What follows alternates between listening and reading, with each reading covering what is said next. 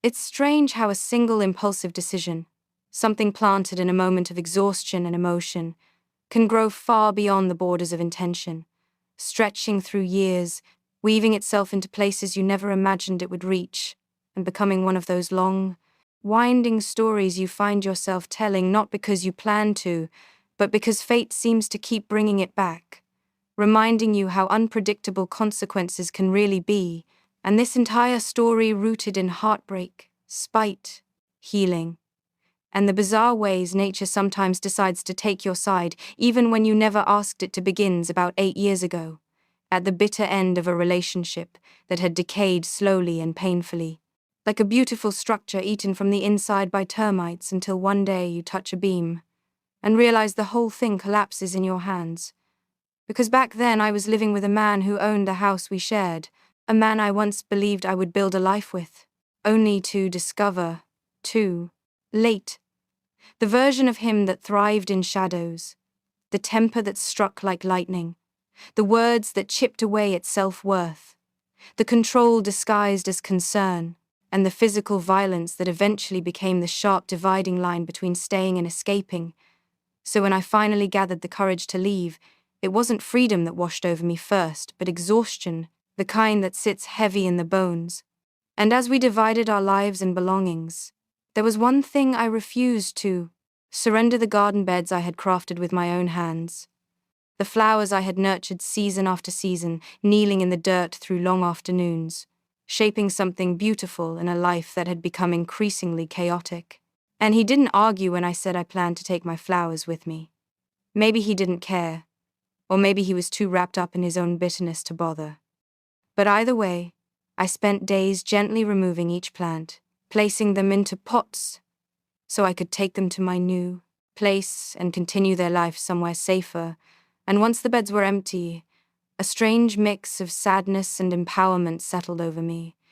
like I was reclaiming pieces of myself one garden bed at a time. And after loading the last pot into my car, I went to the garden center to buy large containers to support the transplanted roots, still emotionally raw, still shaky, but determined. And that's where I saw them. Packets and packets of catnip seeds, stacked innocently in a corner of the aisle, with nothing special about them except the timing, because I picked one up, turning it over in my hands, remembering some casual conversation I once overheard, about how catnip was supposedly difficult to propagate, picky, delicate, unlikely to thrive unless conditions were perfect. And something inside me flickered, not anger exactly, not vengeance, but something much smaller, a spark of petty rebellion, a whisper of, just a little irritation won't hurt. The kind of impulse that comes not from malice, but from the wounded corners of the heart. So I bought several packets, telling myself it would be nothing more than a mild inconvenience for him, a few sprouts here and there that he'd have to pull out or trim, a tiny, barely noticeable echo of the frustration he'd carved into me. Nothing lasting, nothing serious. And when I returned to the house for the final time, I scattered the seeds loosely across the freshly emptied garden beds, imagining a few stubborn plants popping up months later, attracting stray cats or cluttering his tidy yard, forcing him to bend down once or twice to remove them, just enough to feel a tiny pang of annoyance, enough for me to feel like I'd reclaimed a sliver of control in a situation where I had felt powerless for far too long. And then I walked away, closed the gate behind me, started my new life, and genuinely forgot about those seeds, because the weight of healing was heavier, and I had bigger things to rebuild: my confidence, my stability, my sense of safety, all of which took time, patience, and a long period of rediscovering who I was without him, overshadowing every decision I made. And as the years passed, I grew, changed, built new routines, new dreams, new gardens that belonged only to me,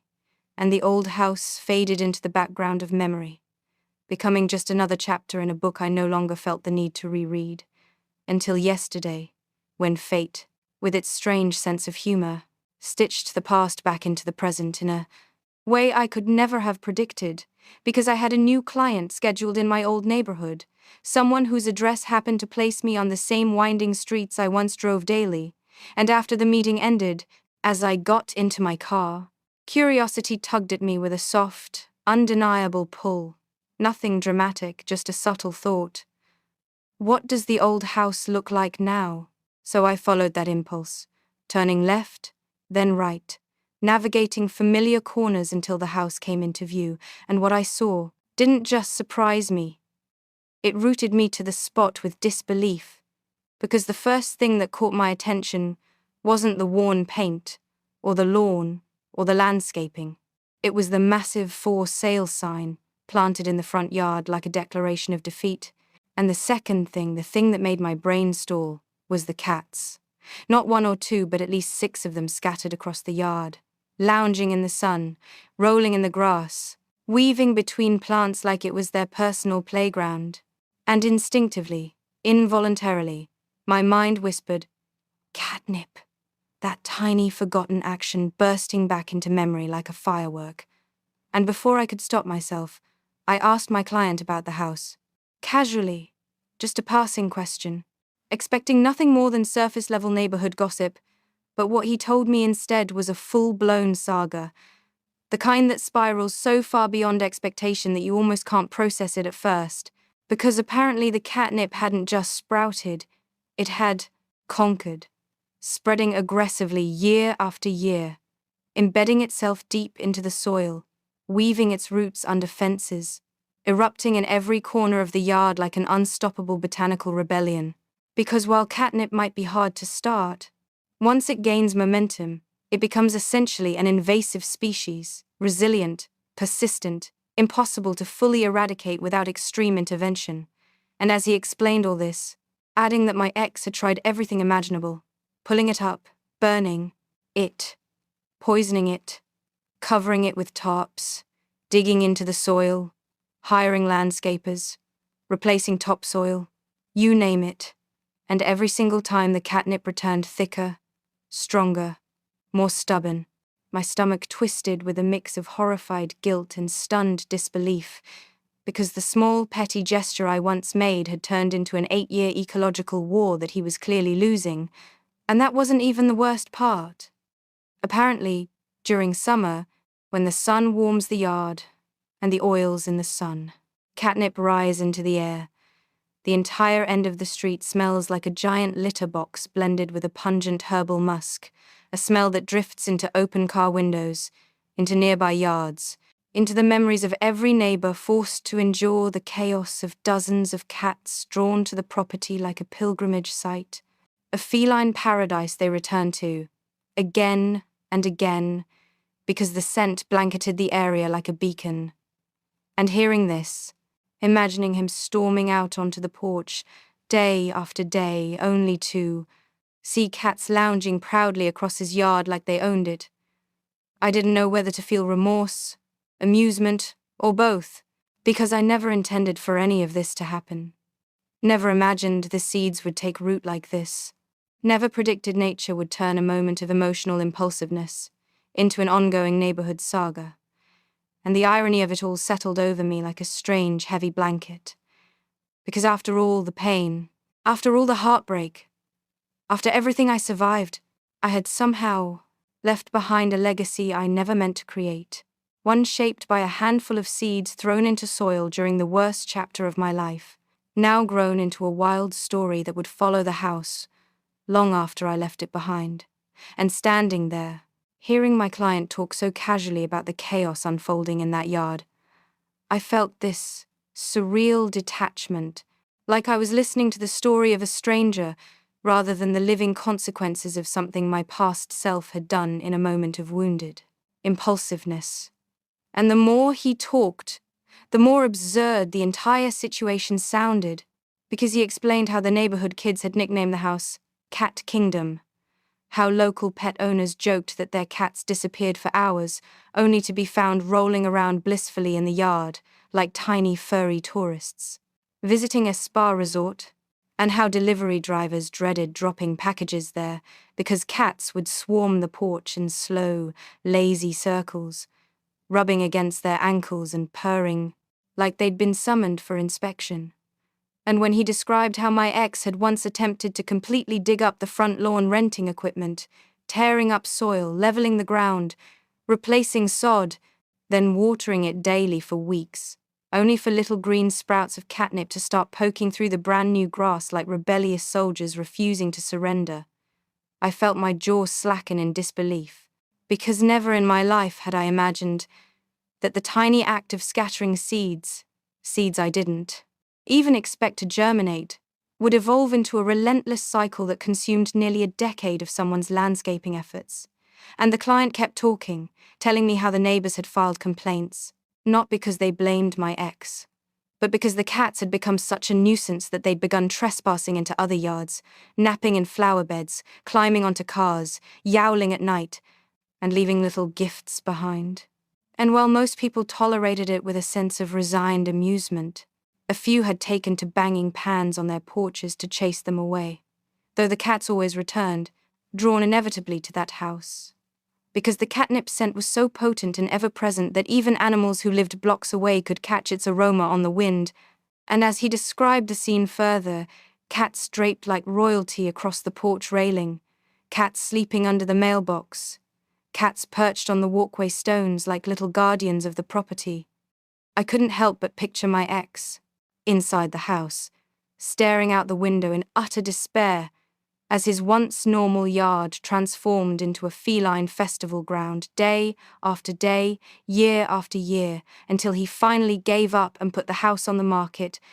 And somewhere deep inside me, beneath the lingering guilt and the shock and the amazement,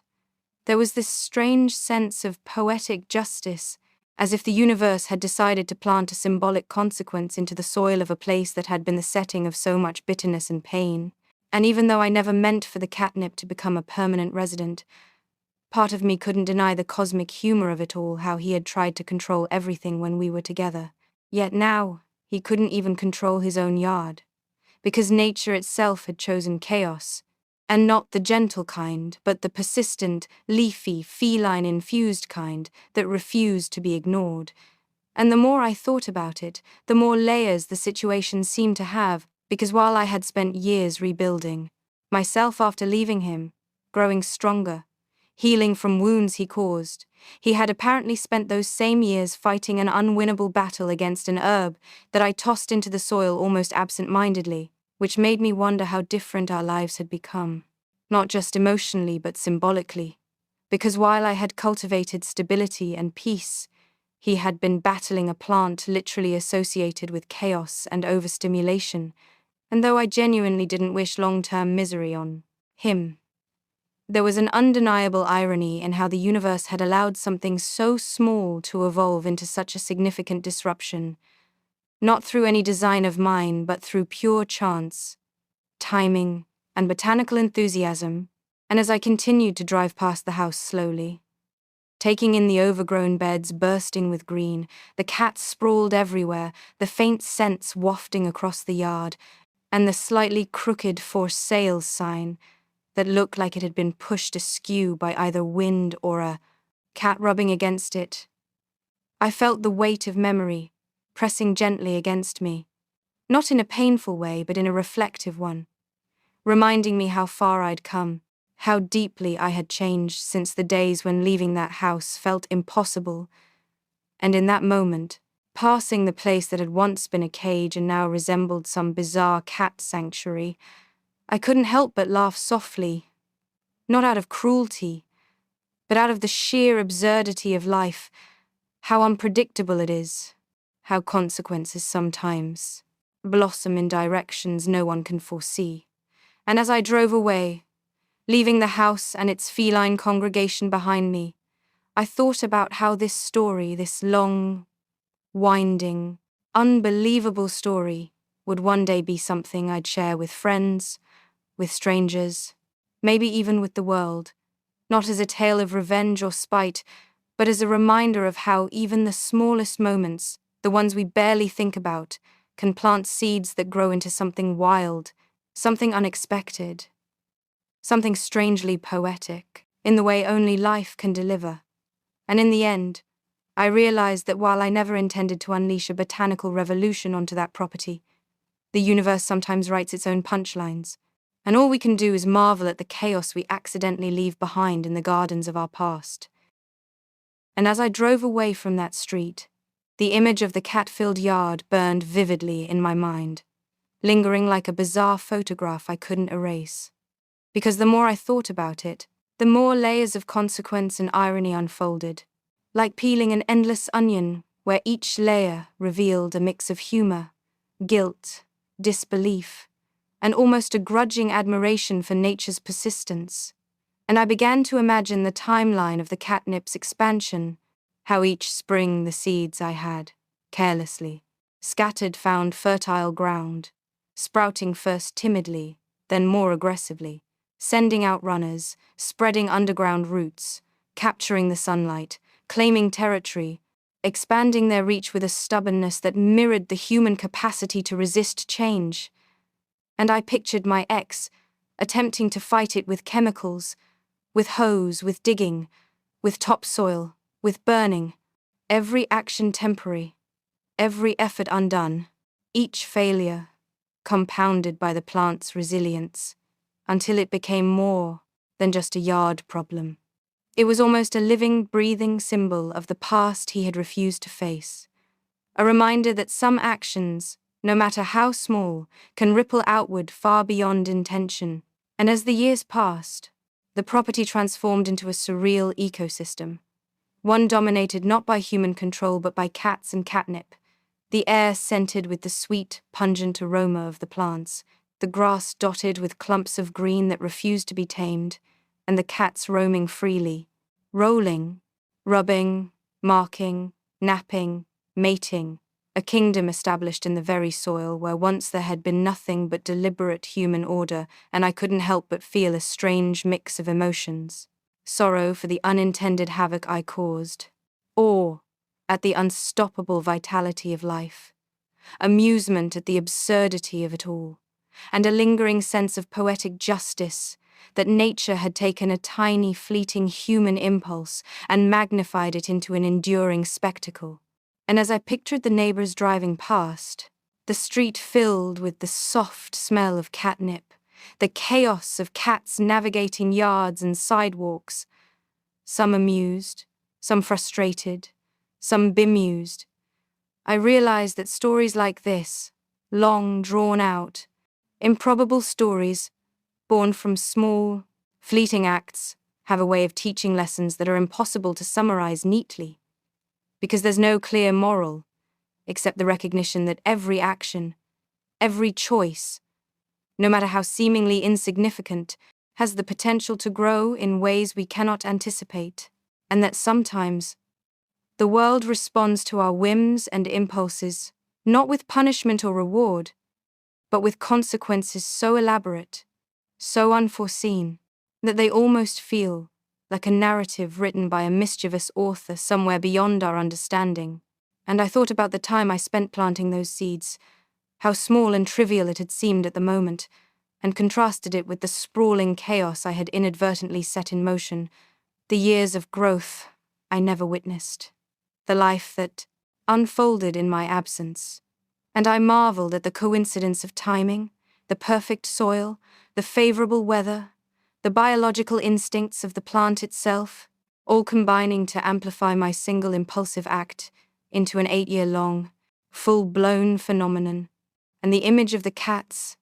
each one seeming to know the territory as if it had always been theirs, the yard lush and green with invasive catnip, the air thick with the intoxicating scent that drew them endlessly back. It all struck me as both hilarious and humbling, because the world has a strange sense of balance, sometimes tipping the scales in ways we do not anticipate, creating outcomes that are at once absurd, tragic, and oddly beautiful. And I thought about my ex, imagining him inside the house, possibly pacing, possibly staring out at the yard in disbelief, possibly reminiscing about the life he had before, and I couldn't decide whether to pity him or simply respect the tenacity of a plant that had outlasted every attempt to control it. and I reflected on how long-term consequences often have a life of their own, separate from intention. Because what starts as a small seed, literally, in this case, a handful of catnip seeds tossed in a moment of minor spite, can evolve into a phenomenon that shapes experiences, emotions, and even reputations for years. And as I sat with this reflection, the absurdity of it all settled into my consciousness like a soft but unshakable weight, reminding me that the world is unpredictable, that nature often refuses to be tamed, and that our smallest acts, even those we dismiss as trivial or fleeting, can leave a lasting mark that outlives our memory of them. And as I processed this, a quiet laughter bubbled up in me, because while part of me felt guilty, part of me felt in awe, part of me felt amused, and I realized that stories like these, wildly improbable, stretching across time and life, weaving together emotion, nature, human folly, and cosmic humor, deserve to be told slowly, with all the context and all the reflection, because there is a lesson not just in the act itself, but in the long unfolding, the unforeseen aftermath, and the realization that sometimes the universe has a sense of irony so profound it can only be understood years later, in a quiet moment of reflection when you drive past a place you once knew, seeing the fruits, or, in this case, the leaves of your past actions, and you are simultaneously horrified, charmed, amazed, and humbled by the resilience of life, by the stubbornness of nature, by the absurdity of cause and effect. By the way, a simple handful of seeds tossed into empty garden beds can evolve into a decade-long saga, involving countless cats, neighborhood intrigue, smells that permeate an entire block, and a legacy that remains long after the humans involved have moved on. And as this sank in, I realized that even though my intention had been small, fleeting, almost meaningless, the impact was enormous, unpredictable, and strangely beautiful, because it had created a living story, one that would be remembered by anyone who witnessed it, one that had grown, spread, and persisted through time, turning a moment of heartbreak and minor spite into a testament to the unexpected power of life. And I couldn't help but think that perhaps there is something comforting, in a way, in knowing that even small, impulsive acts can ripple through time, leaving behind traces of humor, chaos, and wonder, reminders that life has a way of writing narratives that are far more interesting than the ones we try to control, and that sometimes the consequences are so wild, so improbable, so expansive, that they make the mundane and the ordinary seem like a prelude to something far larger. And in reflecting on all of this,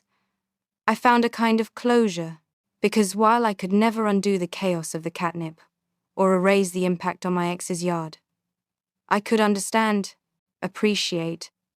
and even marvel at the long, strange story that had emerged from one small, fleeting, impulsive act of a moment in my life. And in that reflection, I found a quiet, enduring satisfaction in knowing that life, nature, and time can conspire together to create stories of such magnitude and irony that they remain unforgettable, lingering in the mind like the scent of catnip itself, potent, pervasive, and impossible to ignore. And as I continued to think about it, the story kept expanding in my mind, because it wasn't just about catnip or cats, or a yard gone wild. It was about how our actions, even the smallest, most fleeting ones, ripple outward in ways we cannot predict, and how sometimes those ripples grow into waves so large they touch lives we didn't anticipate,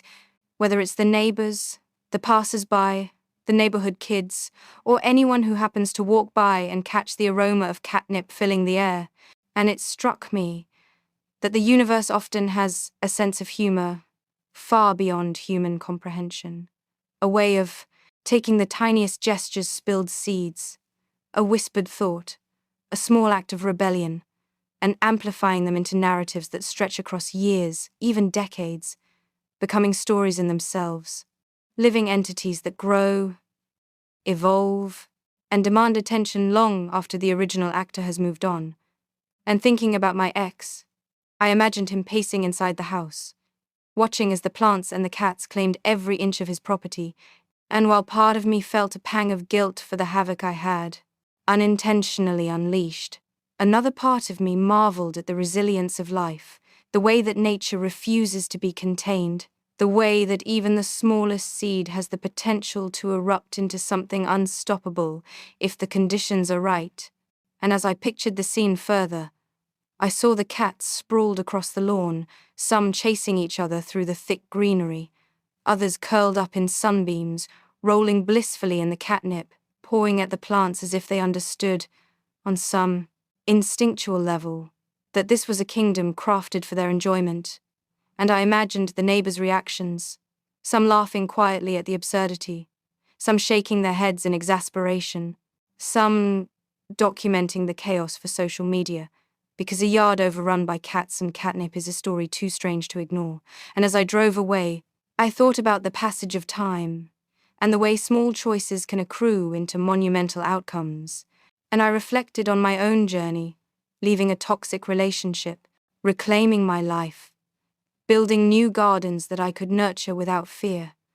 restoring my sense of agency, my sense of safety, my sense of self-worth, all while unknowingly setting in motion a chain of events that would endure for years in a place I no longer inhabited. And it made me consider the curious duality of human action, how something intended as minor and insignificant can, under the right circumstances, become enormous and unavoidable, and how the world has a way of magnifying small acts into lessons, consequences, and, sometimes, cosmic jokes, all rolled into one. And I realized that this story, ridiculous as it may sound, is fundamentally about life itself, its unpredictability, its ability to surprise, its tendency to respond to our impulses in ways that are beyond logic, and its sometimes cruel but often hilarious sense of poetic justice. And I began to think about how the cats themselves had unwittingly become the custodians of my past, patrolling the yard I had once tended, thriving in a landscape I had left behind, oblivious to the human narratives tangled beneath their paws, yet perfectly adapted to the environment we created, or rather, I created and nature amplified. And as I considered that, I saw the story as a kind of allegory for the past and its enduring influence. The things we do, the seeds we plant, the words we speak, the moments we act on without foresight, all continue to exist in the world, long after we have moved on, taking on lives of their own, shaping reality in ways we cannot always see, and sometimes, as in this case, creating a spectacle so strange, so vivid, so narratively rich, that it becomes a story worth telling over and over, not only for its humor, but for the profound reminder of cause and effect, action and consequence, intention and accident. And I imagined narrating this story to an audience, taking them through every stage of the catnip invasion, from the impulsive planting to the flourishing chaos, describing the lush greenery overtaking the beds, the cat sprawled in every corner, the ex's futile attempts to reclaim his yard, the scent filling the neighborhood, the reactions of onlookers, the absurdity and the beauty of it all. And I realized that the story also serves as a meditation on time, because 8 years passed between my small act and the observable consequences. 8 years in which life went on, people changed, cats multiplied, plants spread, and the narrative quietly unfolded in the background, unseen, yet inexorable. And as I envisioned this, I could feel the weight and the wonder of it. The idea that even when we think we are moving forward, leaving the past behind, creating new beginnings, the seeds of what we have done remain, lying in wait for conditions to allow them to flourish. And that reflection made me think about human life itself, and the ways we often underestimate the significance of small choices, tiny gestures, unconsidered impulses, because even the smallest act can become the catalyst for enormous change in our own lives or in the lives of others,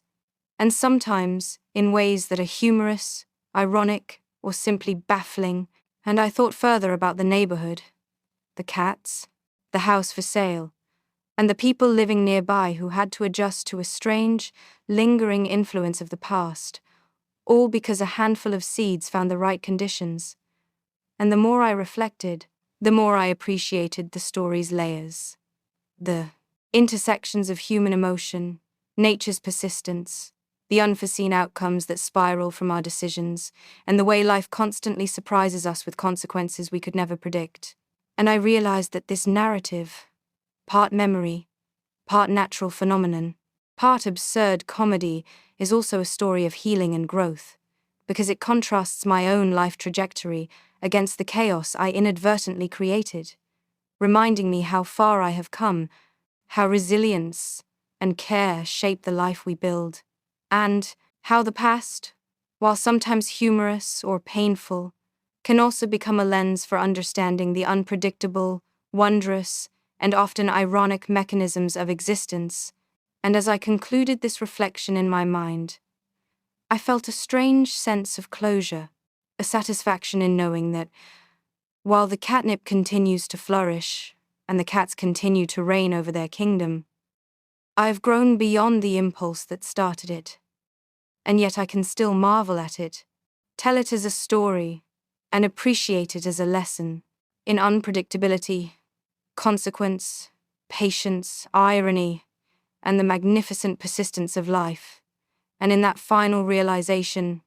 I understood that some stories are too wild to ever have been planned, too elaborate to have been intentionally created, and too profound to be summarized in any way other than telling them fully, as a single, continuous flow, capturing every thought, every reflection, every twist of cause and effect, every ironic flourish,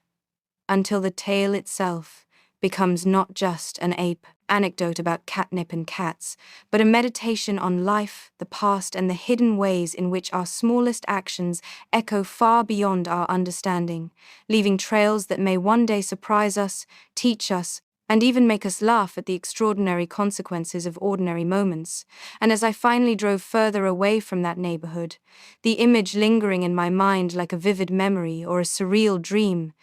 I felt the weight, the humor, the wonder, and the quiet awe of what had unfolded, a story born of heartbreak, a moment of impulse, a few handfuls of seeds, and 8 years of life quietly, insistently, magnificently taking its course. And I knew I would never forget it, nor would anyone who witnessed the cats, the catnip, and the chaos. Because sometimes, the universe writes the most unforgettable stories in the soil itself, in ways that are entirely beyond our control, entirely beyond expectation, and entirely unforgettable.